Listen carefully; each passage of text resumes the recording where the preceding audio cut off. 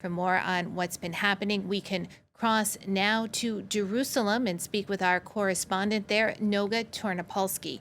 So, Noga, since the Gaza war began, we have seen an uptick in violence in the occupied territory. What more can you tell us about these latest clashes?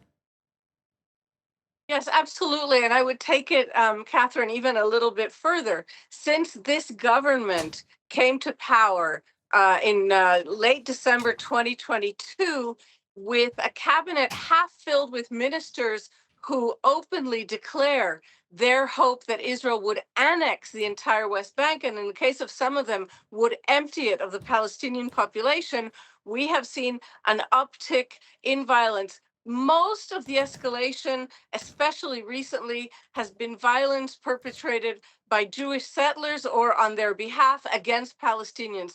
That has really exploded. And again, the ministers in charge of this in Israel support a very expanded view of the settlement project.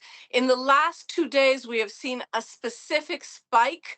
There was a stabbing, a Palestinian stabbed Jewish settler a few days ago. Today, we've seen this incident in which apparently it's a confused panorama, but apparently some Palestinians stole a weapon from an armed Israeli settler.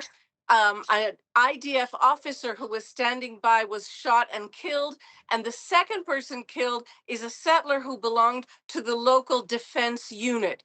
But this is exactly what the Israeli authorities and most of the Western world have been warning of. This may be the spark that sets off an uncontrolled cycle of violence in the West Bank.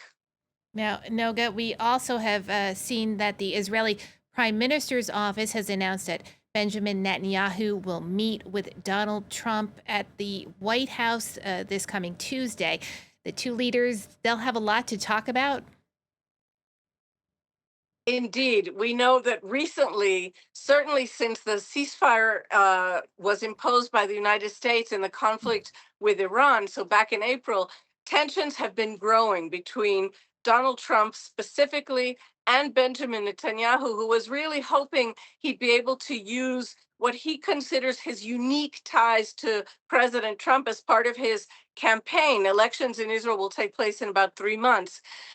That apparently will no longer happen. But even this visit, which is scheduled around the funeral of Senator Lindsey Graham, who was a very close friend of Israel and an even closer friend of Benjamin Netanyahu, even this visit, I have to tell you, has proven to be quite a saga. This is, if I'm not mistaken, the fourth announcement put out by the Prime Minister's office announcing an imminent visit to the White House. This announcement today was headlined that he's doing so at Donald Trump's invitation, as if anything else were possible. So hopefully, Prime Minister Netanyahu will, in fact, get his photo op with Donald Trump next week. And then I think the election here will start for real. Noga, thank you so much for keeping us updated. That's our correspondent in Jerusalem, Noga Ternopolsky.